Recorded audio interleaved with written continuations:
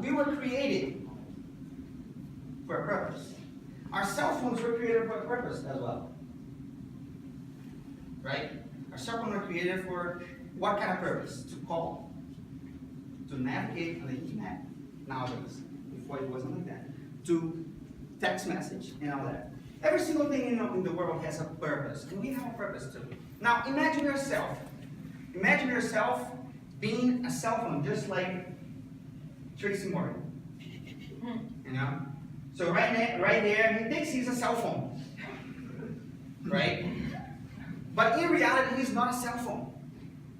So he cannot fulfill the cell phone purpose of making a phone call. Do you think that he can make a phone call like him as a cell phone? No. He cannot. Because he wasn't created for that. But imagine if you were a cell phone. You were created to be a cell phone. And then you cannot make a phone call. You would be frustrated. I would be frustrated. I cannot make a phone call. Dude, I'm a junk. You know? I cannot make even a phone call. Or receive a phone call. Nothing. Imagine if you were one of the superheroes that we all know. But it didn't fulfill the purpose. Let's say that you were a Spider-Man or a Spider-Girl, right? And you didn't have web. You couldn't climb the buildings. You couldn't jump. You couldn't do all what Spider-Man does. You would be frustrated. Imagine if you were in a movie with a Spider-Man like that. You wouldn't watch the Spider-Man. He's only an ordinary person, just like one of us. He doesn't have any extraordinary power. Imagine if you were Hulk, for example, right? And then you became green, like he does, right? And you appear to be strong, and then you go to lift up a car, and your arms break, and you scream, ah! Is that a Hulk? I don't think that's a Hulk, right?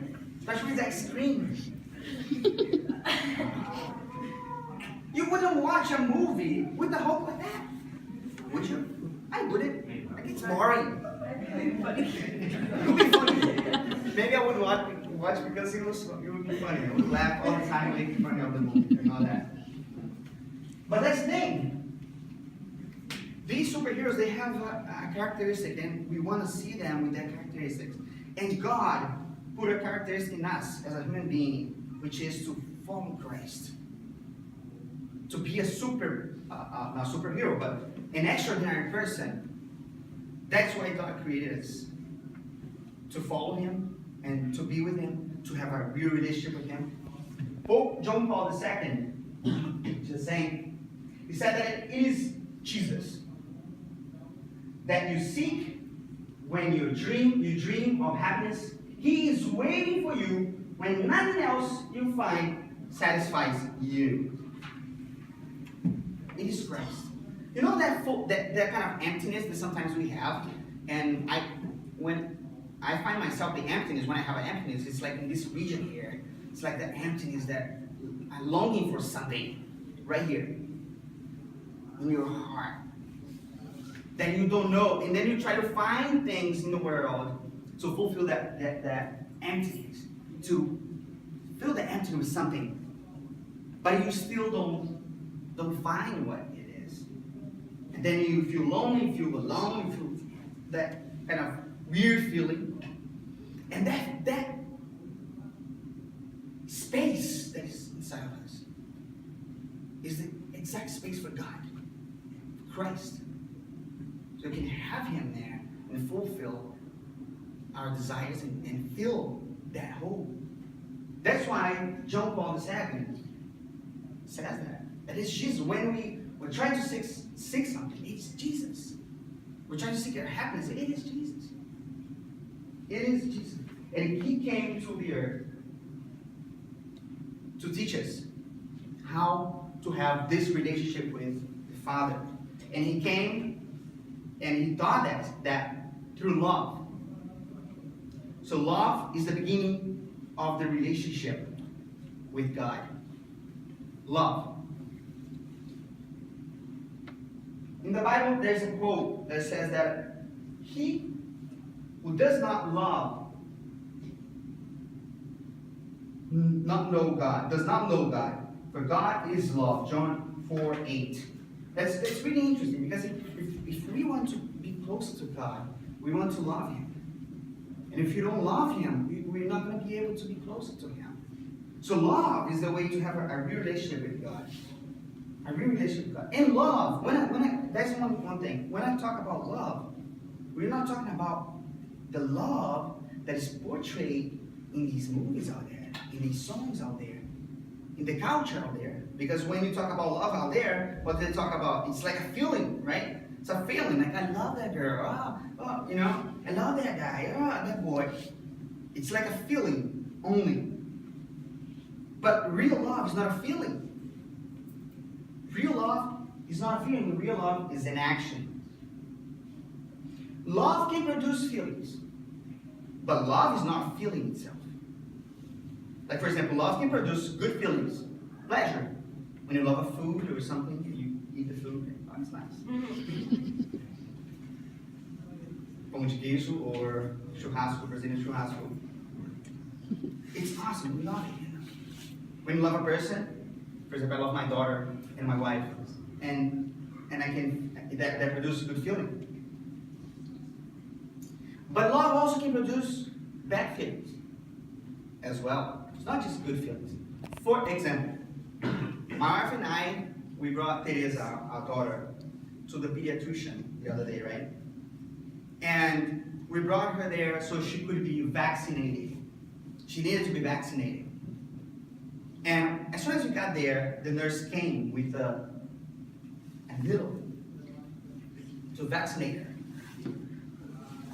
And then I looked at Amanda looked at me, and the nurse came, and Teresa was like playing like a baby, of course, in the little bag, and playing, making those little sounds. And then the nurse came with a needle and inserted the needle in her little leg, just like that. Bam! And then all of a sudden, I just saw Teresa doing this. And then she's like screaming like crazy. I've never seen her crying like that before. You know when a baby cries, that they lose their breath, like,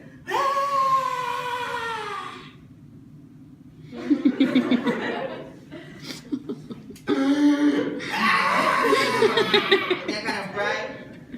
They stop like for a minute, like, oh, she's dying, she's not breathing anymore. No, she's just like crying.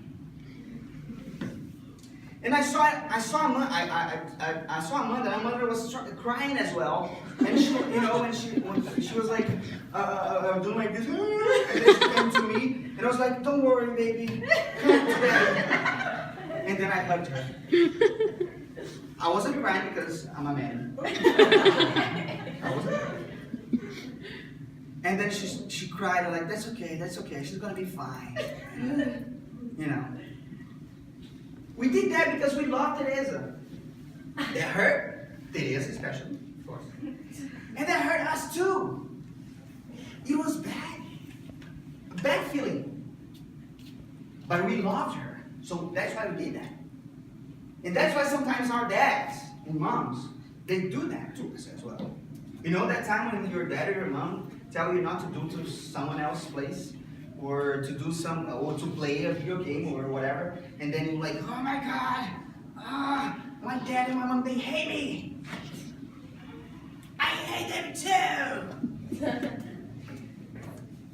That's a feeling. That's a bad feeling.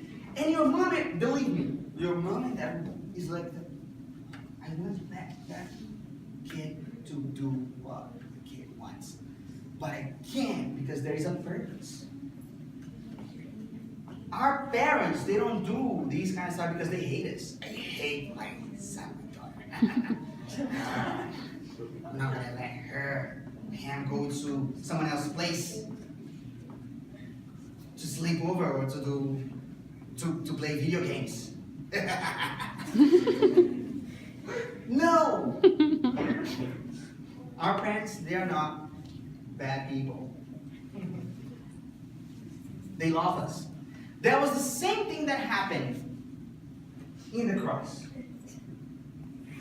Jesus came to earth. He suffered.